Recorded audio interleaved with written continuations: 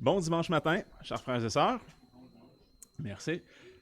Comme vous avez pu remarquer, je suis seul ce matin. Ça veut dire que ma famille est toujours malade, malheureusement. J'aimerais vous remercier à tout le monde pour vos prières, parce que par la grâce de Dieu, je suis ici. Dieu m'a préservé et puis je vais pouvoir vous livrer cette prédication ce matin, c'est-à-dire qu'on va terminer ma série sur le chiffre 3 et la Trinité. Alors, c'est la partie 5 qu'on va voir. Et avant de débuter, bien, on va se courber dans un mot de prière, bien sûr. C'est vers Dieu qu'on veut se tourner ce matin pour l'adorer lui seul. Père Tout-Puissant, c'est bien sûr dans le nom bien-aimé de ton Fils unique Jésus-Christ qu'on se présente devant toi ce matin et qu'on te prie que tu puisses, par ton esprit, bien nous éclairer, nous guider, nous permettre, Seigneur, de recevoir ta parole avec adoration. Permets-nous de mieux te connaître, Seigneur, car tu désires des adorateurs qui t'adorent en esprit et en vérité.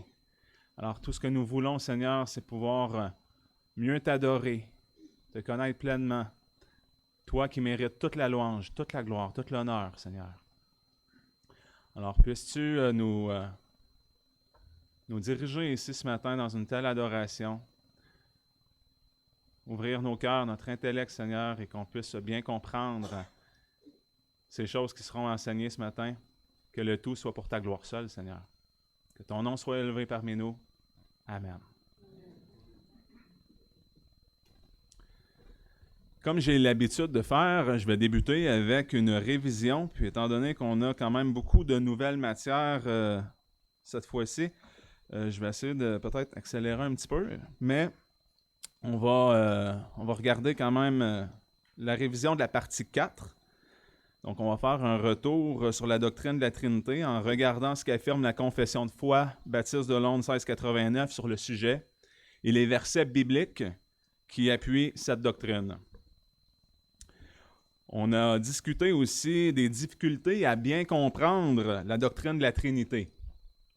C'est-à-dire qu'il y a trois personnes, mais qui font un seul Dieu, qui sont un seul Dieu, puis que cela est en fait cohérent avec l'ensemble des Saintes Écritures, c'est-à-dire qui nous présente un Dieu infini et incompréhensible. Alors c'est normal que ça dépasse notre intelligence. Et d'ailleurs, puisque Dieu est unique, on ne peut pas rien pointer dans notre création pour dire « Ah, bien, la Trinité, c'est comme ça ou comme ça ». On va aussi réviser ce que j'avais enseigné sur la première personne du Dieu trinitaire, c'est-à-dire Dieu le Père. Et ensuite, on va regarder plus en détail ce qui concerne la deuxième personne de la Trinité, Dieu le Fils. Du fait qu'on doit adorer Dieu seul et que Jésus accepte d'être adoré. J'avais aussi expliqué l'éternité du Fils, que Jésus est déclaré être notre Sauveur, ainsi que notre Créateur qui par toutes choses subsiste. Et qu'en Jésus-Christ, nous sommes aussi déclarés être des enfants de Dieu et des co-héritiers. Puis j'avais terminé aussi mon dernier prêche en vous disant que Jésus-Christ était la personne la plus contestée de la Trinité. Puis j'étais pour vous revenir là, avec diverses objections, et c'est ce qu'on va regarder ce matin, puisqu'il y a beaucoup d'attaques concernant la divinité de Jésus-Christ. Alors, pour débuter, on va faire la révision de la partie 4 qu'on a vue la dernière fois, entourant la personne de Dieu le Fils, et je vais conclure en vous présentant la troisième personne de la Trinité, qui est Dieu le Saint-Esprit. Alors débutons. On sait tous qu'en tant que chrétien, on doit adorer Dieu. Lorsque le diable a tenté Jésus dans le désert, on sait qu'il lui avait promis toute la gloire des royaumes du monde, puis la puissance et tout ça, en échange de quoi? À ce qu'il se prosterne une seule fois devant lui. Eh bien, Jésus a répondu, « Arrière, Satan, car il est écrit, tu adoreras le Seigneur ton Dieu et tu le serviras lui seul. » Dans l'Apocalypse, devant l'excellence des révélations que l'apôtre Jean reçoit, il tombe à 2 reprises aux pieds d'un ange pour l'adorer, mais il est vite repris par l'ange qui lui dit de ne pas faire ça. Il lui interdit en disant « Garde-toi de le faire. Garde-toi de le faire car je suis ton compagnon de service et celui de tes frères les prophètes et de ceux qui gardent les paroles de ce livre. Adore Dieu. » Alors même l'ange redirige l'adoration envers Dieu. Et pourtant, Jésus-Christ, lui, ne reprend jamais ceux qui l'adorent, sachant que seul Dieu doit être adoré. Alors, on sait que les témoins de Jéhovah croient que Jésus est l'archange Michael. Et là, ici, on a un exemple dans l'Apocalypse où un ange refuse d'être adoré, mais Jésus, lui, ne refuse pas l'adoration. On peut voir ça dans le livre de l'Apocalypse, au chapitre 1, les versets 17, chapitre 5, les versets 8 à 14. Dans Matthieu, le chapitre 2, verset 11, l'enfant Jésus est adoré par les mages venus d'Orient qui lui présentent des cadeaux. Dans Hébreux 1, le verset 6, Dieu commande à tous ses anges d'adorer son Fils. Matthieu 14, 33, alors ceux qui étaient dans la barque vinrent et l'adorèrent en disant « Tu es véritablement le Fils de Dieu ». Et à chaque fois, Jésus, lui, ne s'objecte pas. Alors, on peut voir aussi que les disciples du Christ le reconnaissent en tant que Dieu. Lorsque Thomas a vu Jésus ressuscité, il s'est tout de suite exclamé en disant « Mon Seigneur, mon Dieu ». 2 Pierre 1.1, Siméon, Pierre, serviteur et apôtre de Jésus-Christ, à ceux qui ont eu en partage une foi du même prix que la nôtre, dans la justice de notre Dieu et Sauveur, Jésus-Christ. Un autre bon verset dans Tite 2.13, en attendant la bienheureuse espérance et la manifestation de la gloire de notre grand Dieu et Sauveur, Jésus-Christ. Dans ces deux versets que je viens de citer, Jésus est appelé Dieu et Sauveur et font référence à la même personne, comme je vous l'avais expliqué plus en détail la dernière fois. D'ailleurs, le titre « Fils de Dieu » était reconnu comme étant un blasphème, car cela faisait de Jésus l'égal à Dieu. On avait vu aussi que c'était une des raisons pour lesquelles les Juifs voulaient lapider Jésus, parce qu'ils comprenaient la portée de ce titre-là de Fils de Dieu. Jean 5, les versets 17 à 18. Mais Jésus leur dit, « Mon Père travaille jusqu'à maintenant et je travaille aussi. » À cause de cela, les Juifs cherchaient encore plus à le faire mourir, non seulement parce qu'il violait le sabbat, mais encore parce qu'il appelait Dieu son propre Père, se faisant lui-même égal à Dieu.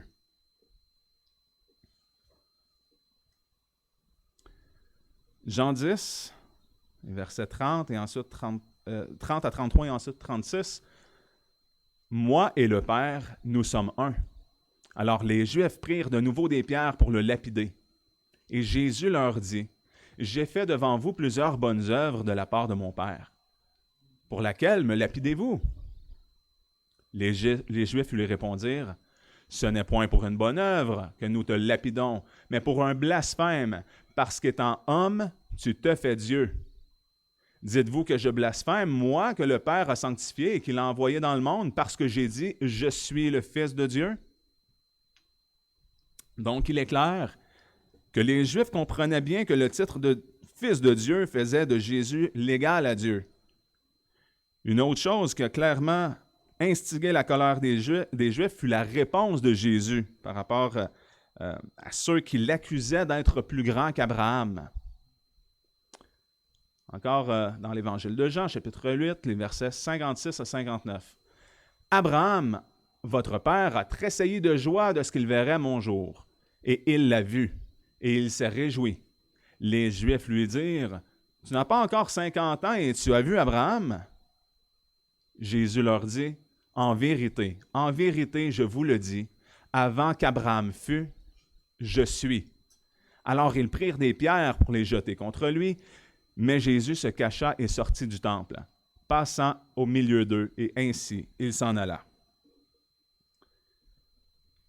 Le fameux « je suis » ici, avant qu'Abraham fût, je suis, Eh bien, ça fait référence, bien sûr, à la réponse de Dieu au buisson ardent dans Exode 3,14, lorsque Moïse lui demande son nom. Moïse a cette conversation avec Dieu et lui demande son nom, et Dieu lui répond « Je suis celui qui suis ».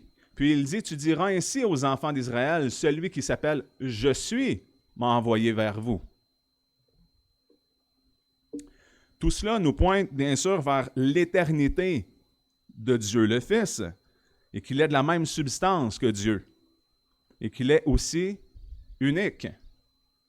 Parce que Dieu n'a pas pu nommer quelque chose de sa création pour dire ben, je suis comme ça, ou je suis celui qui suis. Il n'y en a pas d'autre comme Dieu. Il est unique. Nul n'est semblable à l'Éternel. On avait bien vu ça. Et un autre titre qui est aussi attribuable uniquement à Dieu est celui de Sauveur.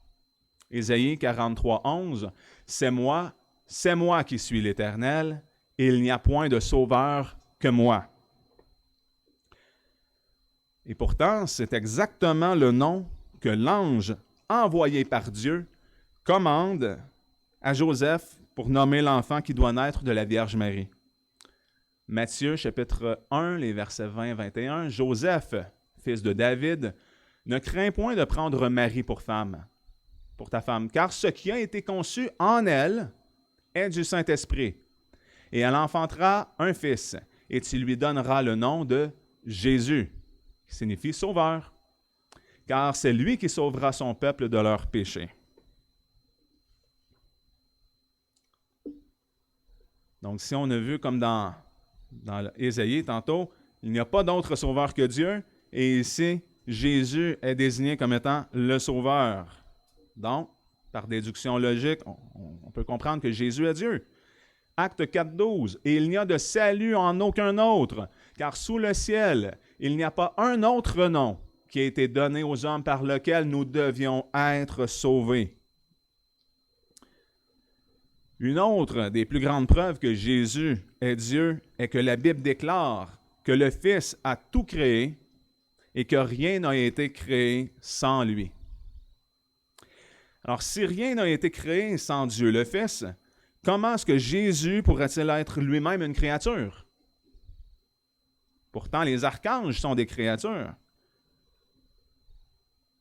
Mais Jésus n'est pas un archange, il est Dieu. 1 Corinthiens 8,6 « Toutefois, nous n'avons qu'un seul Dieu, le Père, duquel procèdent toutes choses, et nous sommes pour lui, et un seul Seigneur, Jésus-Christ, par lequel sont toutes choses, et nous sommes par lui. » Éphésiens 3, les versets 8 à 9 « C'est à moi, le moindre de tous les saints, qu'a été donnée cette grâce d'annoncer parmi les gentils les richesses incompréhensibles de Christ, et de mettre en évidence devant tous quelle est la dispensation du mystère caché de tout temps en Dieu, qui a créé toutes choses par Jésus-Christ. » Dans ce verset, on voit encore une fois clairement que Dieu a créé toutes choses par Jésus.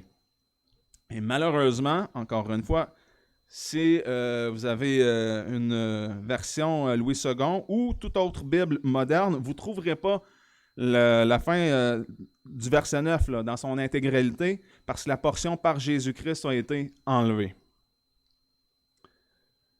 Colossiens 1, les versets 16 à 18. « Car c'est en lui qu'ont été créées toutes choses dans les cieux et sur la terre, les visibles et les invisibles, soit les trônes, soit les dominations, soit les principautés, soit les puissances. Tout a été créé par lui et pour lui. Il est avant toute chose, et toute chose subsiste par lui. Et c'est lui qui est la tête du corps de l'Église. On parle clairement de Jésus-Christ ici. Il est le commencement, le premier-né d'entre les morts, afin qu'il tienne le premier rang en toutes choses. »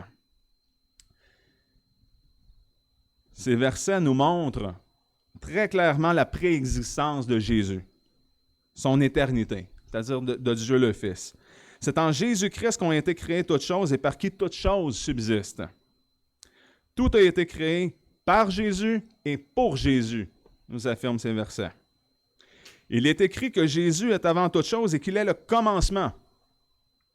D'ailleurs, nous avions aussi vu que cette expression « le commencement » se retrouve à quelques reprises dans le livre de l'Apocalypse. Parfois, c'est employé pour désigner Dieu le Père et à d'autres occasions pour désigner Dieu le Fils. L'alpha et l'oméga, le commencement et la fin, sont attribuables autant à Dieu qu'à Jésus-Christ, car Christ est véritablement Dieu. Alors, il y a plusieurs passages comme ça qu'on peut voir dans Apocalypse 22, 13. « Je suis l'alpha et l'oméga, le premier et le dernier, le commencement et la fin. » Ici, c'est moi qui suis le premier et le dernier. Celui qui est vivant, j'ai été mort, et voici, je suis vivant. Donc, qui a été mort et qui est maintenant vivant? C'est Jésus-Christ. Et il a le même titre, le premier et le dernier.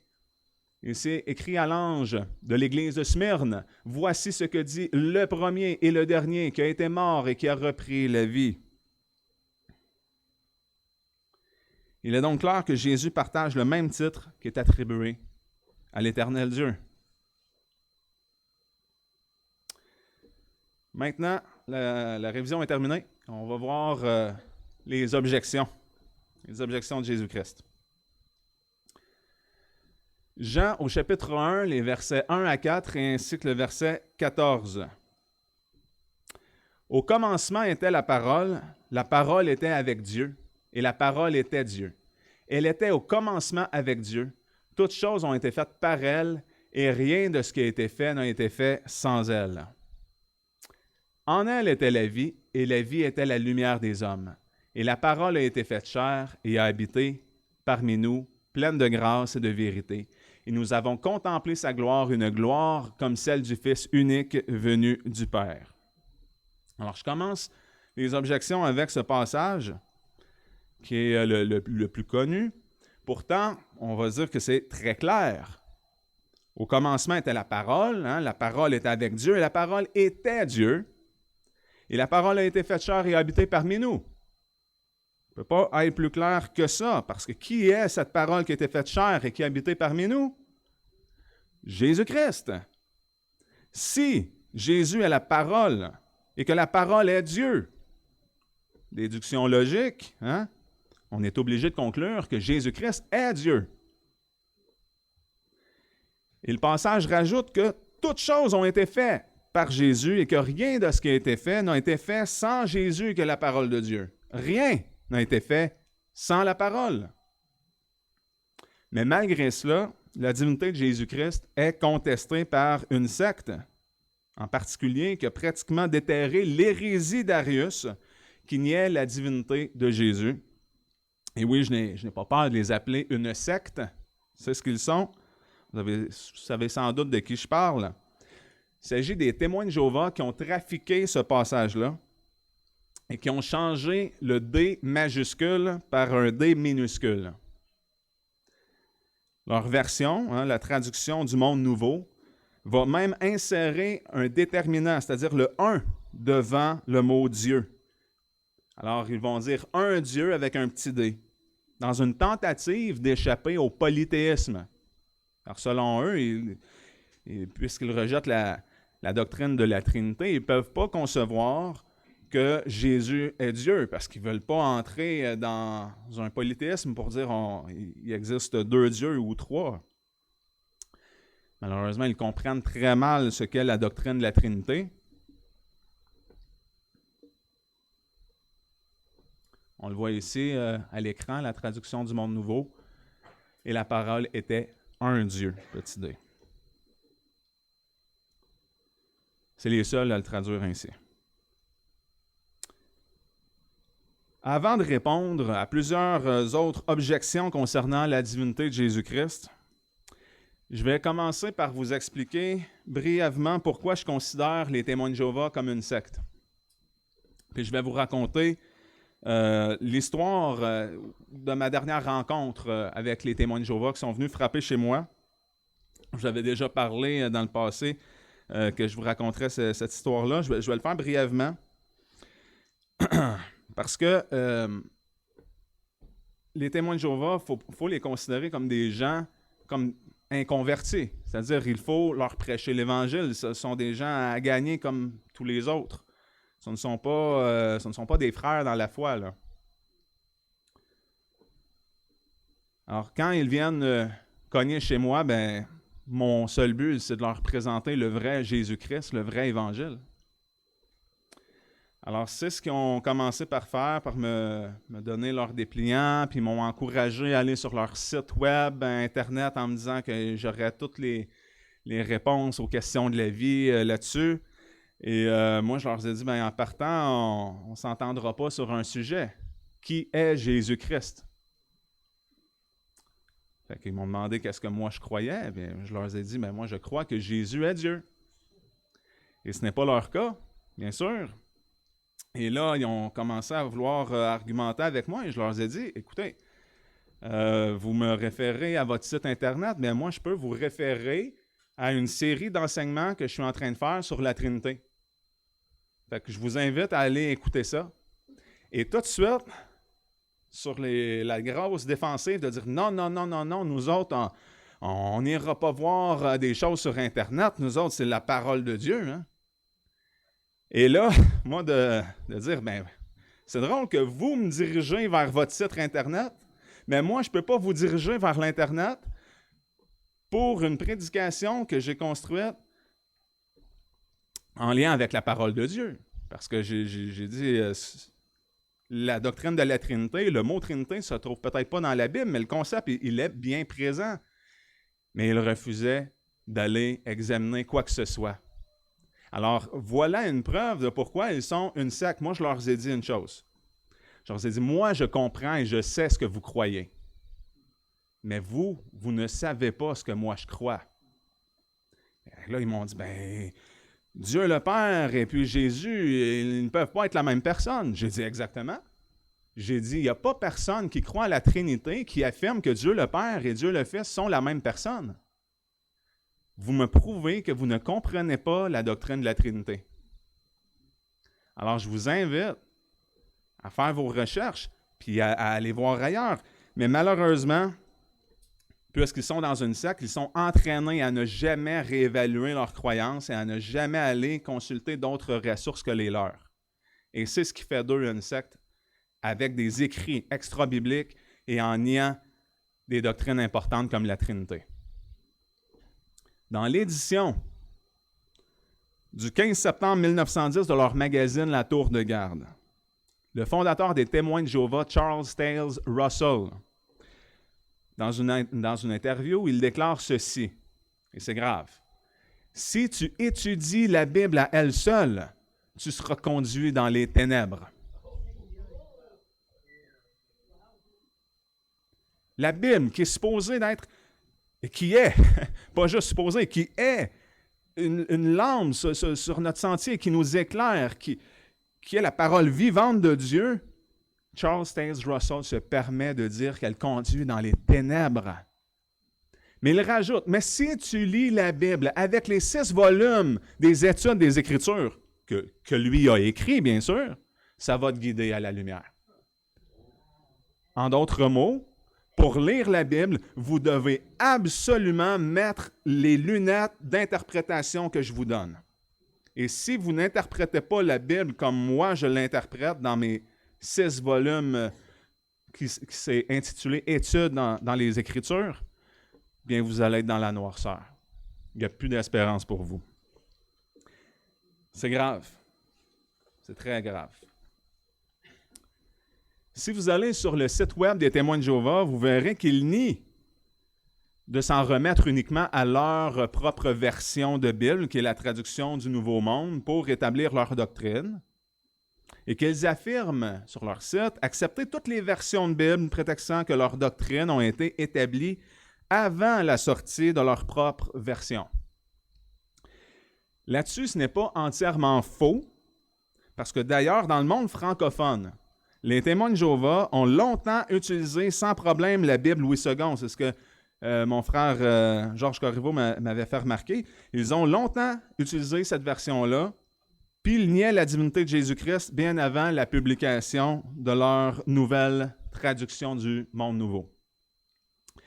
Mais comme je vous ai déjà démontré, il y a plusieurs passages bibliques qui démontrent clairement la divinité de Jésus-Christ. Mais étrangement, ce sont ces passages-là qui ont été trafiqués dans leur version. Alors, tous les versets qui appuient la doctrine de la Trinité puis de la divinité de Jésus-Christ ont été changés dans la traduction du Monde Nouveau. Alors, quoi qu'en disent les témoins de Jéhovah, il me semble évident qu'ils ont ajusté leur traduction là, avec leur théologie et non pas l'inverse comme ça devrait l'être. Alors, un traducteur honnête va, c'est-à-dire s'efforcer de traduire fidèlement la parole de Dieu et ensuite, il va forger sa théologie à partir d'une traduction fidèle, mais eux, ils ont fait le chemin inverse. Ils sont partis avec leur présupposé de ce qu'eux, ils croyaient, et là, ensuite, ils ont ajusté leur traduction, que je mets en guillemets. Pourquoi? Parce qu'en fait, je ne crois pas que c'est une traduction. Je crois plutôt que c'est une adaptation ou une falsification de la véritable Bible. Eux qui affirment avoir traduit à partir des textes hébreux, grecs et araméens. C'est ce qu'ils prétendent. Mais les présupposés traducteurs de cette version sont anonymes. Eux, ils disent que c'est pour ne pas attribuer de gloire à l'homme, tout ça. Mais de cette manière, ils n'ont pas à rendre compte des erreurs et de leurs compétences qui ne peuvent pas être vérifiées.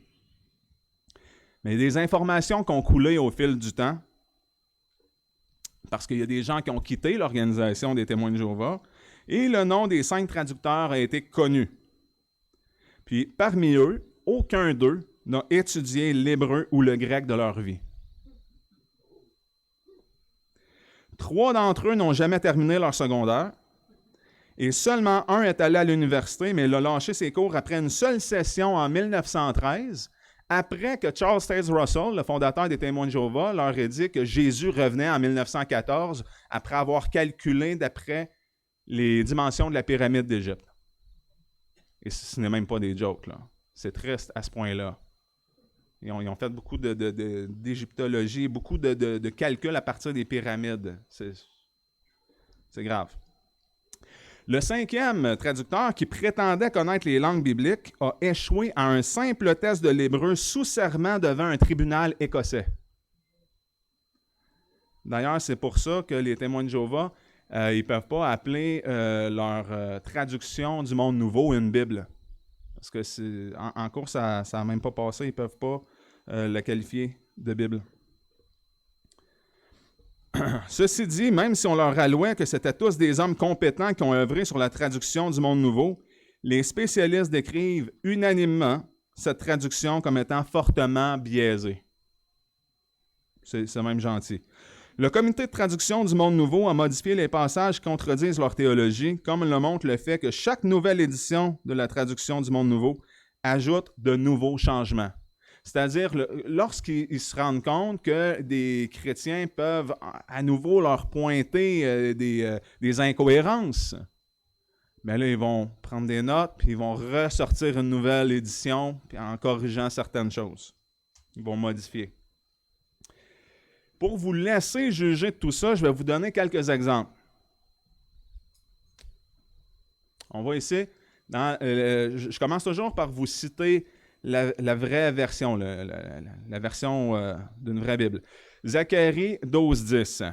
« Et je répandrai sur la maison de David et sur les habitants de Jérusalem l'esprit de grâce et de supplication. Ils regarderont vers moi, celui qu'ils ont percé. Ils en feront le deuil comme on fait le deuil d'un fils unique. Ils pleureront amèrement sur lui comme on pleure sur un premier-né. » Voici maintenant la falsification. Ils disent, ils regarderont vers celui qu'ils ont transpercé. Ici, on voit clairement qu'ils ont voulu distinguer celui qui est percé, c'est-à-dire Jésus-Christ, de Dieu qui répand l'Esprit sur les habitants de Jérusalem. La forte majorité des traductions ne font pas une telle distinction, puisque celui qu'ils ont percé est le même qui répand l'Esprit. Quand il dit, ils regarderont vers moi. Vers qui? Mais celui qu'ils ont percé, celui qui répand l'Esprit sur les habitants de Jérusalem. En français, il y a à peu près juste la Bible en français courant qui fait un aussi mauvais travail de traduction que ça.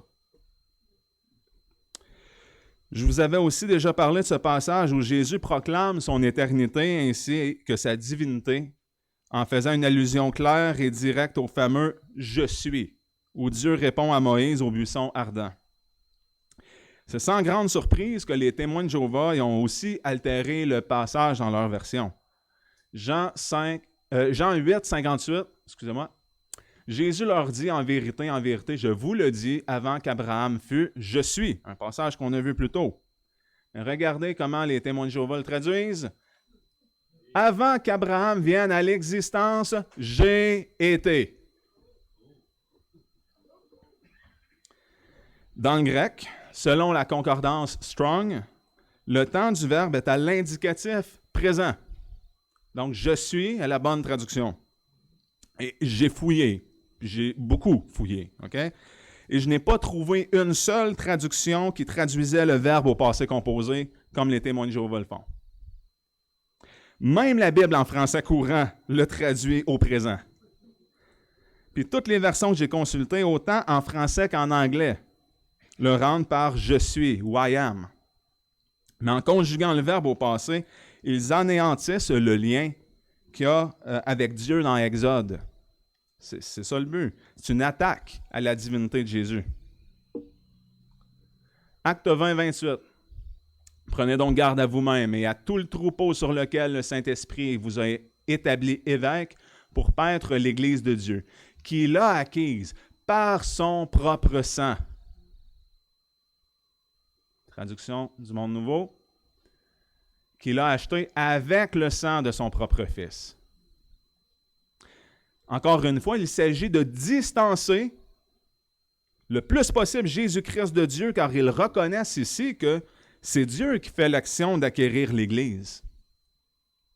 Mais puisqu'ils nient la divinité de Jésus, ça ne peut pas être Jésus qui a acquis l'Église par son propre sang. Alors, ils ont plutôt changé la formulation pour dire que c'est Dieu qui a effectué l'achat avec le sang de son Fils.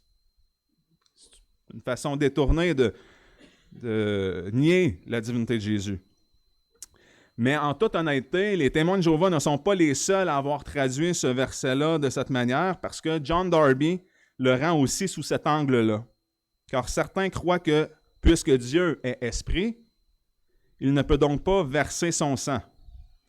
Alors ils finiront que Dieu a acquis l'Église par le sang de son Fils Jésus.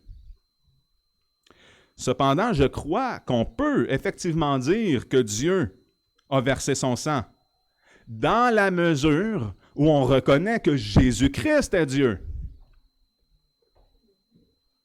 C'est pourquoi j'ai bien pris la peine de tout décortiquer en vous enseignant durant mes sermons, afin que ces précisions christologiques ne vous échappent pas.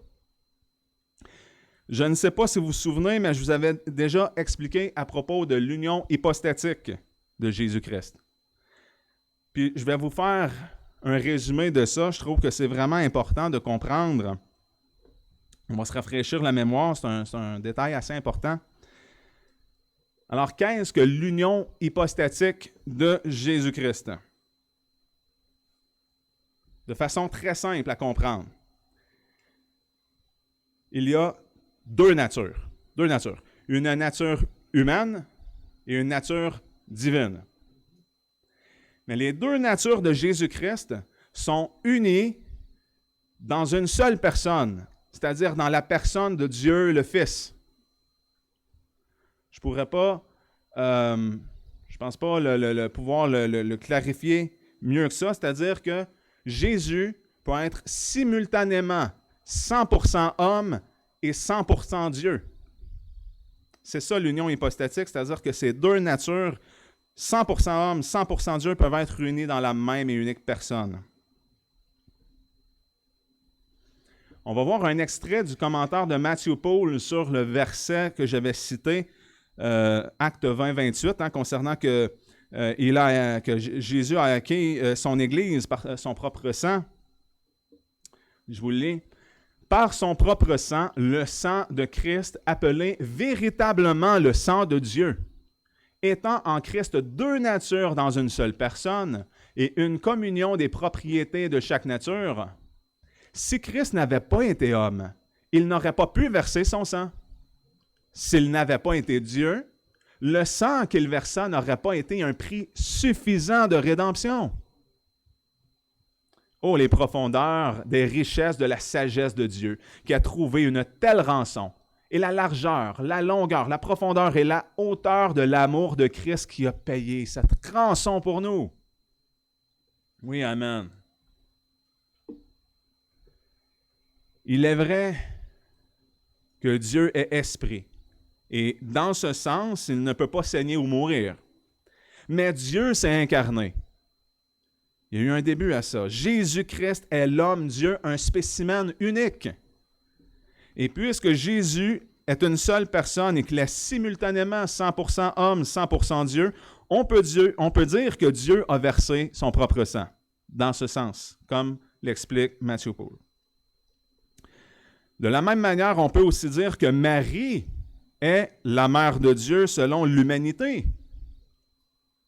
Puis là, j'entends déjà des évangéliques grincher des dents puis protester en réaction pour dire, ben voyons donc, on ne peut pas dire ça, que Marie est la mère de Dieu, c'est les catholiques qui vont trop loin en vénérant la Vierge Marie, tout ça. Ben, c'est vrai que les catholiques vont trop loin en vénérant Marie. On n'a pas à vénérer aucune personne. On doit adorer Dieu seul. Maintenant, ça n'empêche rien que Marie, en tant que femme, a véritablement enfanté Jésus, l'Emmanuel, Dieu avec nous. Le Fils a toujours été Dieu, mais il est devenu homme qu'à sa conception par l'Esprit Saint en Marie. Souvenez-vous, ce qui a été conçu en elle. Alors, elle l'a vraiment porté, elle a vraiment accouché de l'homme-Dieu. Pour clore le sujet de l'union hypostatique, on va regarder ce qui est, selon moi, et selon plusieurs théologiens, la définition par excellence qui résume bien la doctrine. Le symbole de Chalcédoine de l'an 451. On va lire ça ensemble. Suivant donc les saints pères, nous enseignons tous unanimement que nous confessons un seul et même Fils, notre Seigneur Jésus-Christ, le même parfait en divinité et le même parfait en humanité, le même vraiment Dieu et vraiment homme, composé d'une âme raisonnable et d'un corps, consubstantiel au Père selon la divinité et le même consubstantiel à nous selon l'humanité, en tout semblable à nous, sauf le péché. Avant les siècles engendré du Père selon la divinité, et au dernier jour le même engendré pour nous et pour notre salut de la Vierge Marie, Mère de Dieu selon l'humanité. Tiens donc. Un seul même Christ, Seigneur, un seul même Christ, Fils du Seigneur, l'unique engendré, reconnu en deux natures, sans confusion, sans changement, sans division et sans séparation, la différence des deux natures n'étant nullement supprimée à cause de l'union. La propriété de l'une et de l'autre nature étant bien plutôt sauvegardée et concourant à une seule personne et une seule hypostase. Un Christ ne se fractionnant ni se divisant en deux personnes, mais en un seul et même Fils. Unique, engendré, Dieu Verbe, Seigneur Jésus-Christ, selon que depuis longtemps les prophètes l'ont enseigné de lui, que Jésus-Christ lui-même nous l'a enseigné et que le credo des pères nous l'a transmis. Symbole de Chalcédoine en 451. Colossiens chapitre 1, les versets 15 à 17. Celui qui est l'image du Dieu invisible, le premier-né de toutes les créatures, car c'est en lui qu'ont été créées toutes choses. Et là, je mets l'accent sur toutes choses. Souvenez-vous qu'on est dans les objections contre la divinité de Jésus-Christ. On va voir pourquoi. C'est en lui qu'ont été créées toutes choses dans les cieux et sur la terre, les visibles et les invisibles, soit les trônes, soit les dominations, soit les principautés, soit les puissances. Tout a été créé par lui et pour lui. Il est avant toutes choses et toutes choses subsistent par lui. Traduction du Monde Nouveau. Toutes les autres choses toutes les autres choses, il existait avant toutes les autres choses, et toutes les autres choses ont reçu l'existence par son moyen. Encore une fois, les témoins de Jéhovah attaquent directement la divinité de Jésus-Christ en faisant de lui une créature lorsqu'ils ajoutent le mot « autre », car ils sont bien conscients que Jésus ne pourrait pas être lui-même créé si c'est lui qui a créé toutes choses. Alors, pour se sortir du pétrin, ils doivent insérer dans leur version le mot « autre », afin de dire que Jésus a tout créé sauf lui-même, car ils croient que Jésus n'est pas Dieu, mais une simple créature. Et là-dessus, il n'y a pas grand-chose à dire pour réfuter cette attaque-là, parce que le mot « autre » il figure nulle part. Dans le grec, il n'est pas là, tout simplement, il n'est pas là. Aucune copie ne contient cet ajout et aucune autre traduction ne rend les versets comme les témoins de Jéhovah le font. Encore une fois, cela démontre que la traduction du Monde Nouveau n'est pas une traduction, mais une falsification de la parole de Dieu. Je n'ai pas peur de le dire. Par contre, là où les témoins de Jéhovah vont nous attaquer, c'est avec le verset 15 dans Colossiens 1,15, qui dit que Jésus est le premier-né de toutes les créatures ou de toute la création, selon certaines traductions. Ainsi, il croit que ce verset enseigne que Jésus lui-même est une créature. Mais qu'en est-il vraiment? Nous avons vu que Jésus a créé toutes choses, que tout a été créé par lui et pour lui, et pas seulement toute autre chose. Donc, il ne peut pas être une créature. Jésus peut être appelé le premier-né dans le sens où il est engendré du Père depuis toute éternité, comme on l'avait lu aussi dans le symbole de Chalcédoine. De plus, il peut être appelé le premier-né de toutes les créatures dans un sens qualitatif et non pas dans un ordre quantitatif, comme pour dire, je vous présente Alex, qui est mon premier-né, ou Nathan, mon deuxième, quoi ça. C'est pas dans ce sens-là. Christ n'est donc pas le premier-né d'une série de personnes pareilles à lui. C'est pourquoi l'Écriture nous mentionne que Jésus est le Fils unique de Dieu. Car Dieu a tant aimé le monde qu'il a donné son Fils unique. Christ a été engendré comme personne dans l'histoire ne l'a été. Michée 5,2. Mais toi, Bethléem Ephrata, qui est petite entre les milliers de Juda, de toi sortira celui qui doit être dominateur en Israël. Ses origines sont d'ancienneté, dès les jours éternels. Dans leur falsification, ils disent les jours d'autrefois. Hébreux, chapitre 1, les versets 5 à 6. « Car auquel des anges Dieu a-t-il jamais dit, « Tu es mon fils, je t'ai engendré aujourd'hui. » Et encore, « Je serai son père et il sera mon fils. » Et ailleurs, quand il introduit de nouveau sur la terre le premier-né, il dit que tous les anges de Dieu l'adorent. Dans la traduction du Monde Nouveau et aussi, malheureusement, la Darby, il change « adore » pour lui rendre hommage. Proverbe 8, 22. « L'Éternel m'a possédé dès le commencement de ses voies, avant qu'il fît aucune de ses œuvres. » Les témoins de Jéhovah, malheureusement aussi, la Louis II l'a échappé grandement sur celle-là et a dit, au lieu de « m'a possédé », « m'a créé ». Ce n'est pas une petite erreur. Ce n'est pas une petite erreur, c'est grave là-dessus, dans le sens que ce verset est très important d'être bien traduit. Pourquoi? Parce que cela parle de la sagesse éternelle. Et les réformateurs comprenaient que la sagesse, avec un S majuscule, dont il est question ici dans le passage, est Logos. La parole, qui est Jésus-Christ.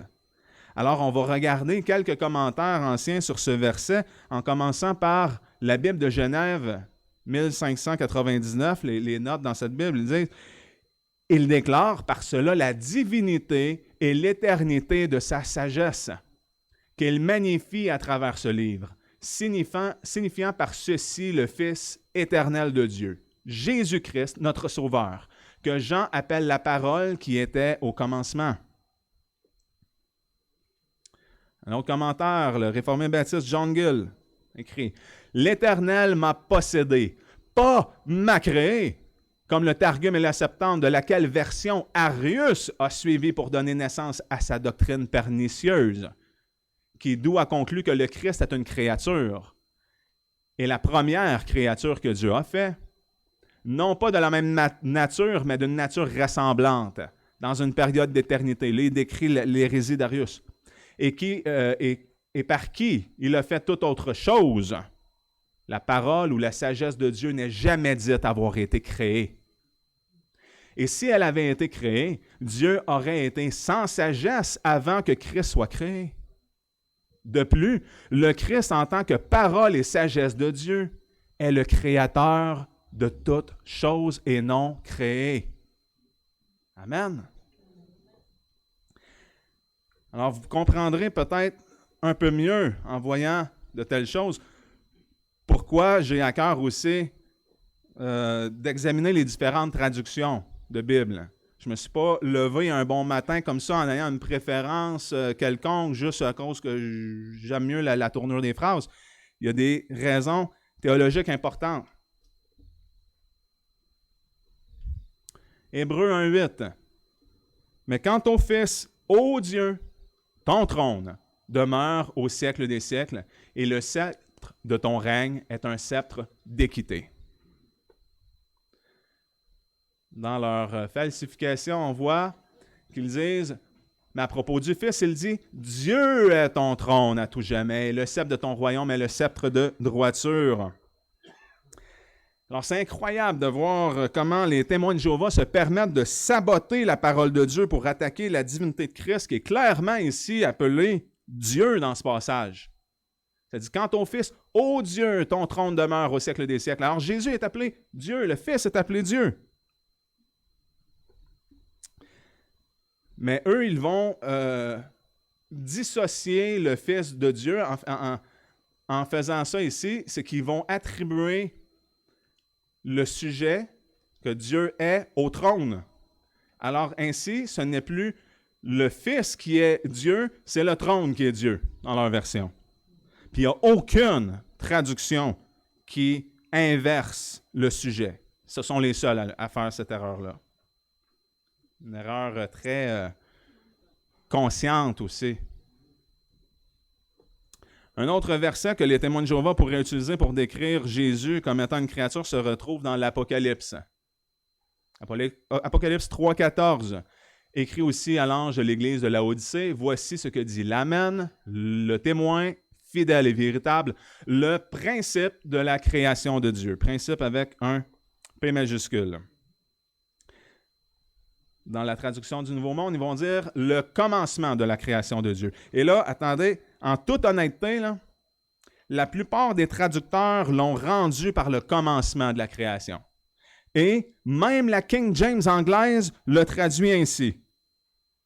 Mais comme je l'avais expliqué pour Colossiens 1,15, ça ne pose pas de problème que Jésus soit appelé le commencement de la création lorsqu'on comprend qu'il n'est pas la première créature qui a été faite, mais qui est la première cause.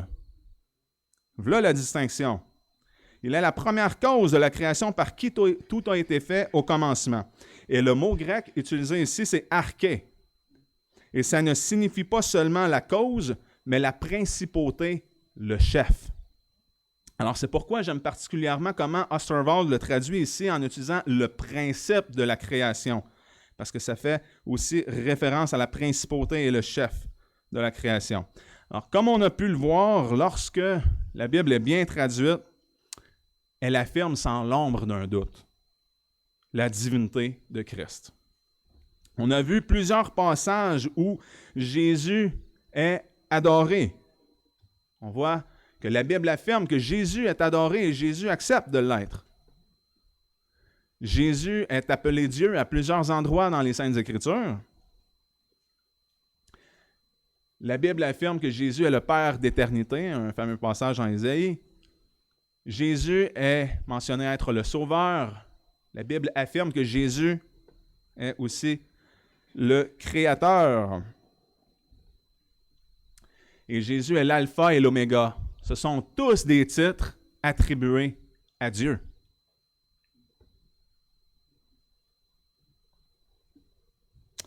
Les autres objections où Jésus est présenté comme étant inférieur au Père s'expliquent par le fait qu'il s'est volontairement soumis au Père et s'est abaissé pour vivre les limitations de la vie humaine.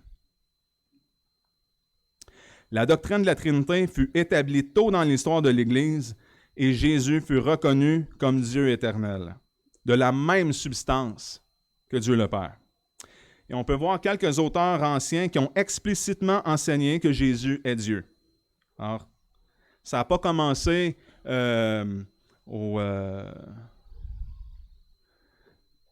concile de Nicée, là, cette doctrine-là. On voit l'affirmation que Jésus-Christ est Dieu par Polycarpe dès le 1er et 2e siècle. C'est un ancien de l'Église de Smyrne, disciple de l'apôtre Jean, qui a vécu entre l'an 69 et 155. Il y a Ignace d'Antioche, 3e évêque d'Antioche, aussi disciple de Jean, en l'an 50 à 110. Il y a Justin Martyr, un apologiste chrétien du 2e siècle. Il y a Irénée de Lyon, un évêque ancien, élève de Polycarpe. Clément d'Alexandrie, entre l'an 150 et 215. Il y a Tertullien, aussi dans les mêmes années. Hippolyte de Rome, qui est un élève d'Irénée, et Origène qui est reconnu pour avoir extensivement cité la Bible, qui a aussi affirmé clairement la divinité de Jésus-Christ dans ses écrits. Alors, ça fait le tour sur les objections contre la divinité de Christ. Et maintenant, je vais présenter la troisième et dernière personne de la divinité, c'est-à-dire Dieu, le Saint-Esprit.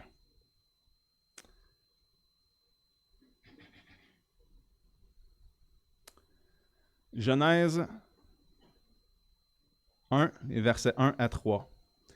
Au commencement, Dieu créa les cieux et la terre. Or, la terre était informe et vide, et les ténèbres étaient à la surface de l'abîme, et l'Esprit de Dieu se mouvait sur les eaux. Quand vous voyez l'Esprit de Dieu dans les Saintes Écritures, c'est la même chose, c'est le Saint-Esprit. Mais comme on a vu que Jésus-Christ est une personne attaquée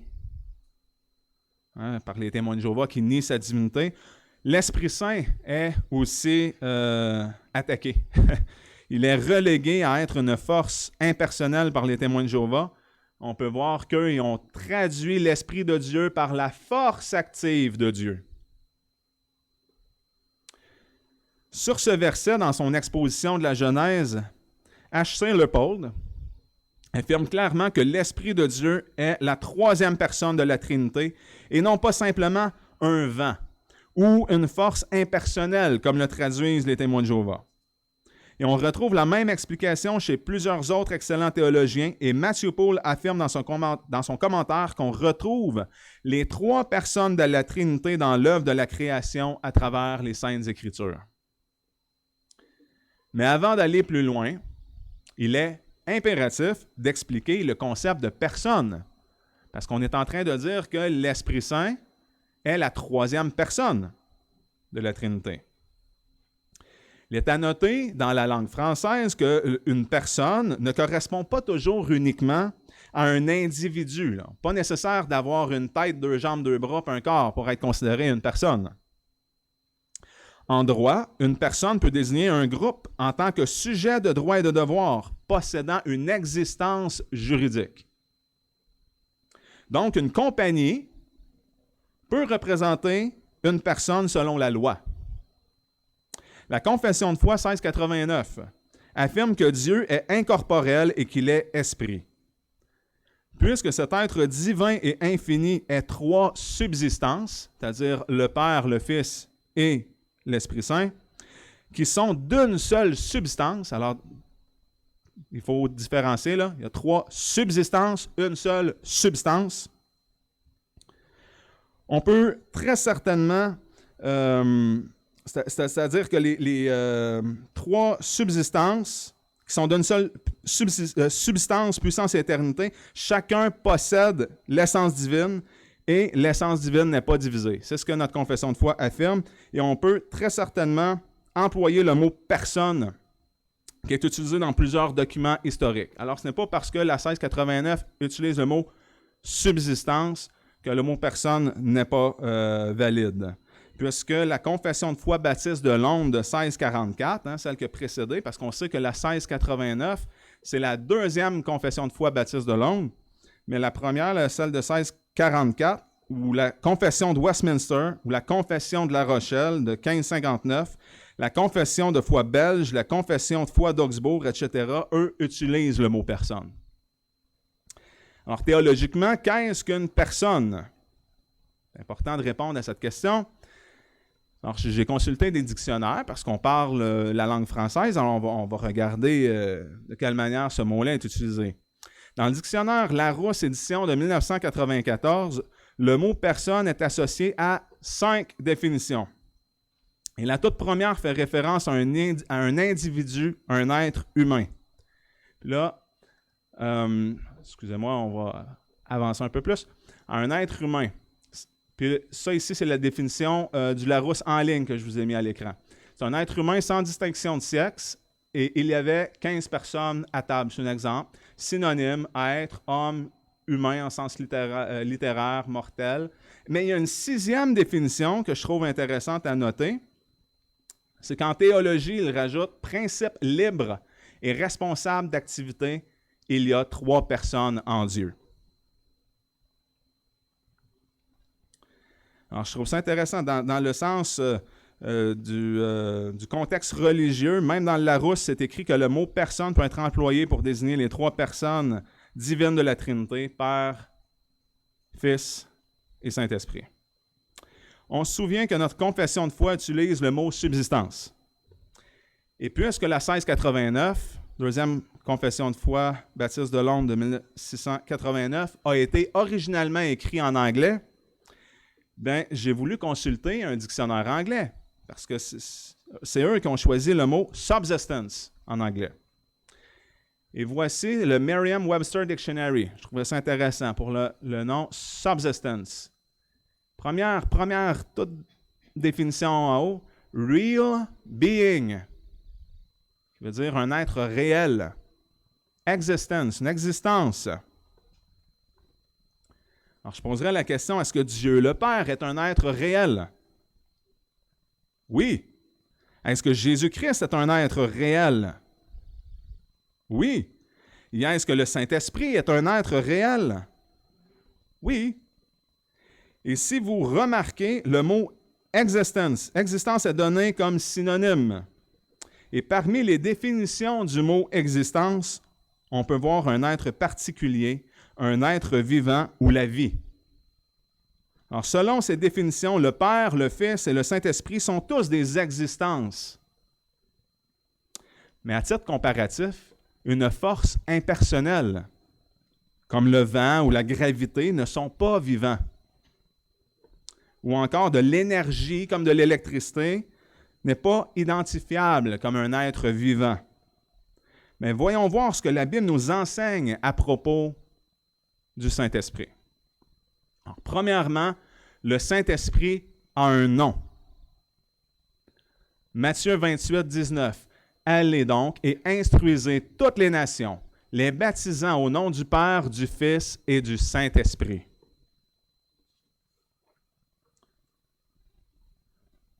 Commentaire de la Bible à noter.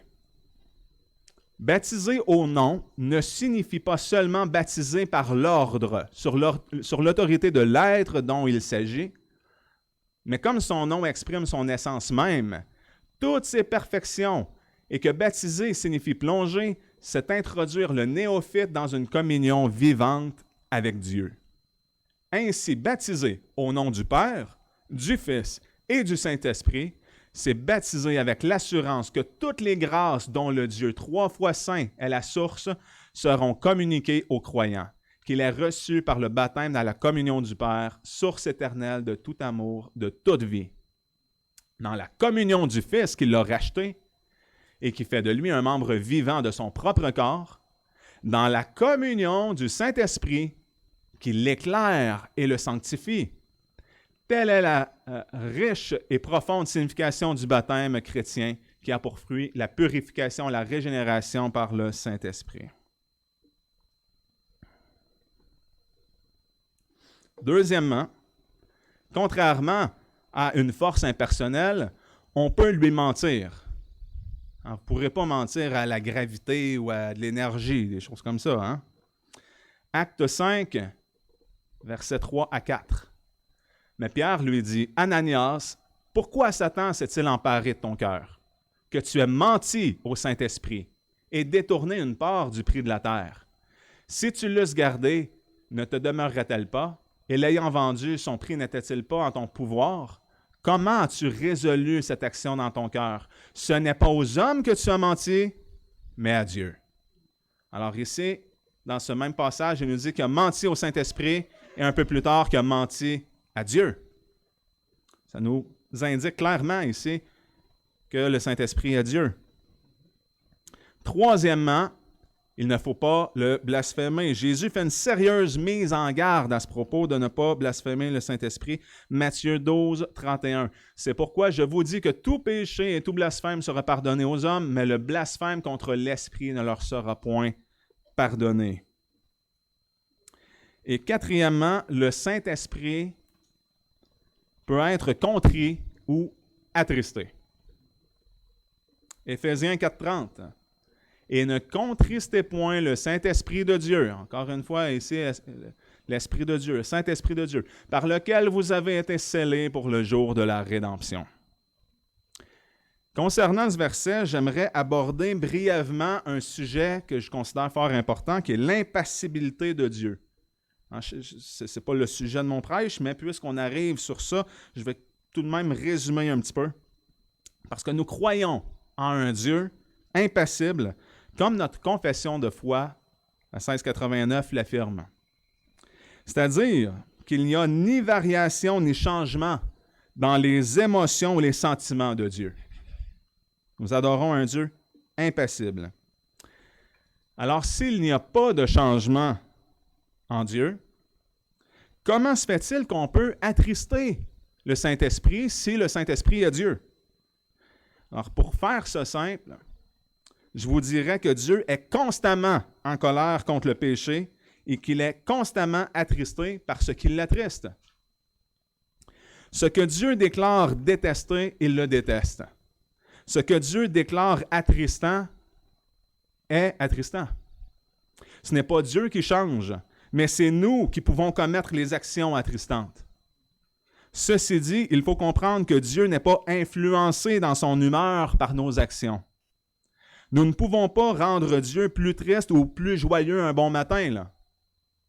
Si Dieu fluctue dans ses émotions et que Dieu change, on ferme boutique. Nous ne pouvons, c'est-à-dire de la même manière, nous ne pouvons pas être aimés davantage par Dieu, par nos bonnes œuvres. Ce n'est pas ça qui motive l'amour de Dieu. On ne peut pas penser que Dieu nous aime moins parce qu'on a chuté ou qu'on a eu une mauvaise journée. Il nous a aimés depuis toute éternité. Un amour parfait.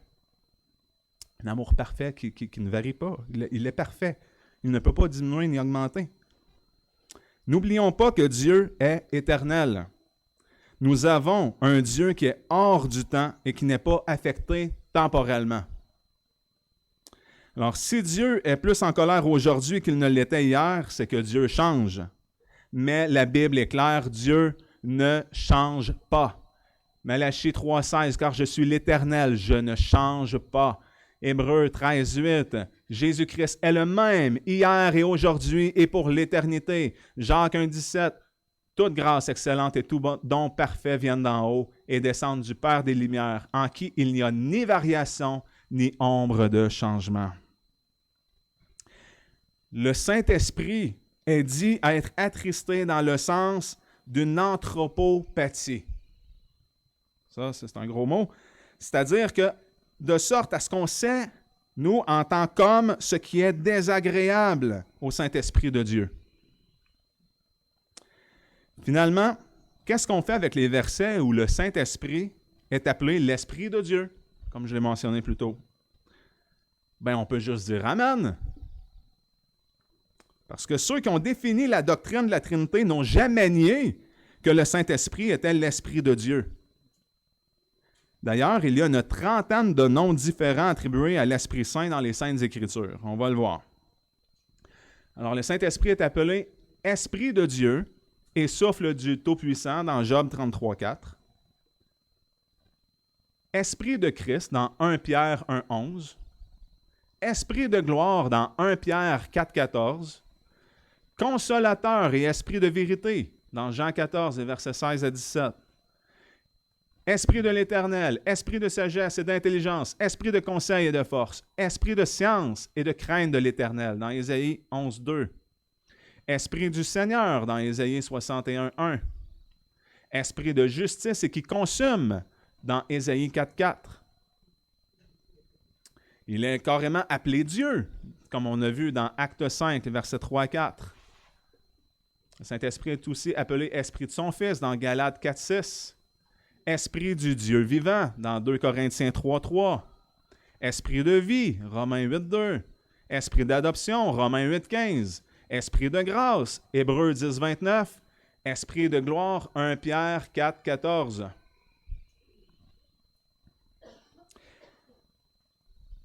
Bref, le Saint-Esprit est tantôt appelé l'Esprit de Christ ou l'Esprit de Dieu, ou même appelé directement Dieu, car ne l'oublions pas que nous adorons un seul et même Dieu, et que les trois personnes sont de la même substance. 1 Jean 5, 7, car il y en a trois qui rendent témoignage dans le ciel, le Père, la Parole et le Saint-Esprit, et ces trois-là sont un. Je reviens avec ce verset qui est le premier verset cité dans notre confession de foi concernant la doctrine de la Trinité. Luc 3, 22. Et le Saint-Esprit descendit sur lui sous une forme corporelle, comme une colombe, et il vint une voix du ciel qui dit, « Tu es mon Fils bien-aimé, en qui j'ai pris plaisir. » Dans ce passage, les trois personnes de la Trinité sont simultanément présentes. On voit que Jésus est là pour se faire baptiser. Il y a la voix du Père qui vient du ciel et le Saint-Esprit qui descend sous la forme corporelle comme une colombe.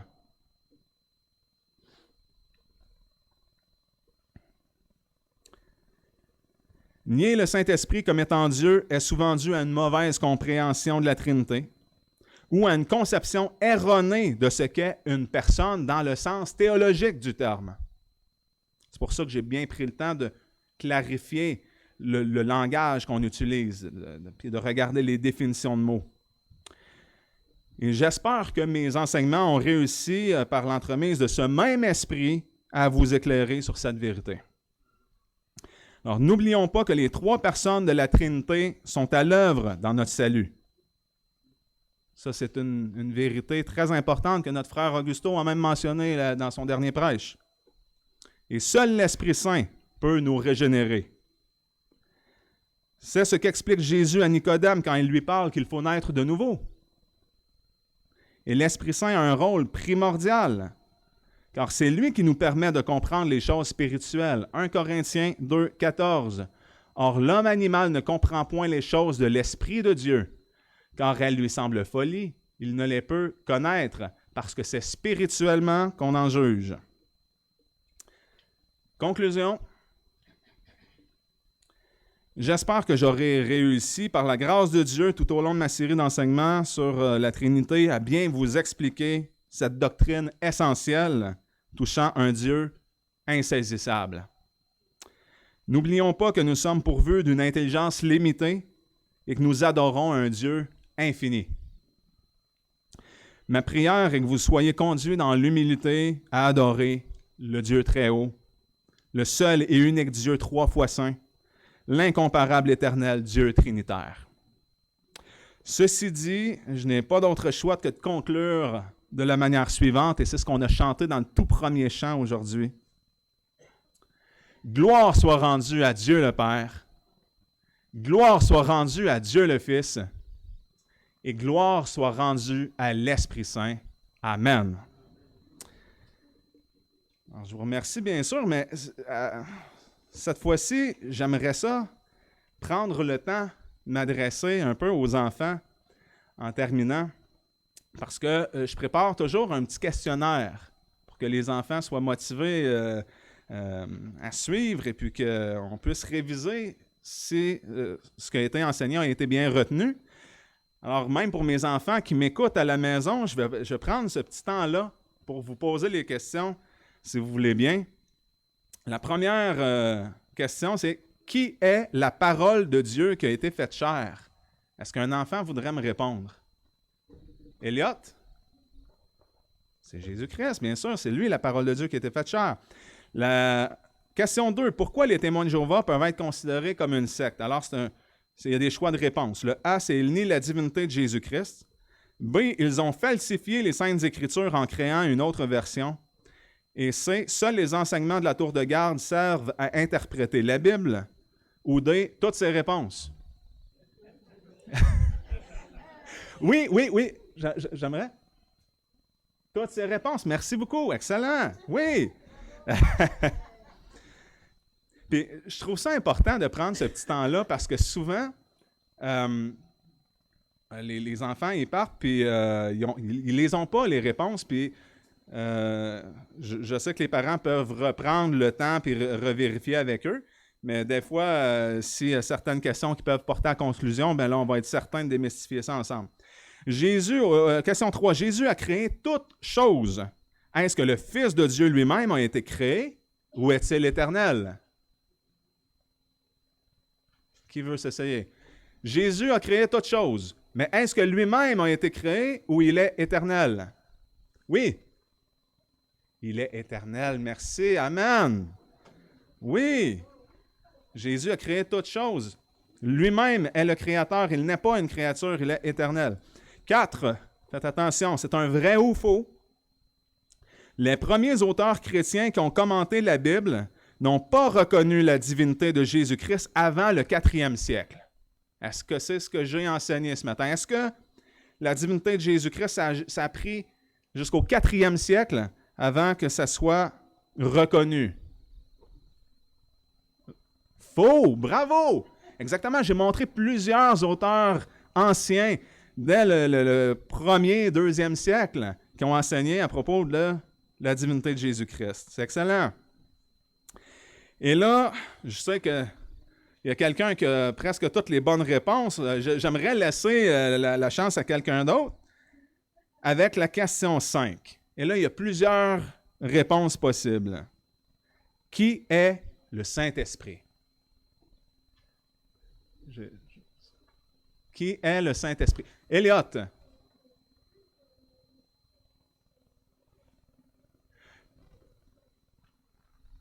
C'est très bon, Elliot. Il y a plusieurs réponses possibles. J'ai nommé plusieurs noms. On pourrait aussi simplifier ça en disant qu'il est la 3e personne de la Trinité. Mais effectivement, le Saint-Esprit est l'Esprit de Dieu. Alors, je vous remercie énormément pour votre attention, d'avoir permis de compléter cette lourde étude. Et soyez bénis, passez une belle semaine, chers frères et sœurs.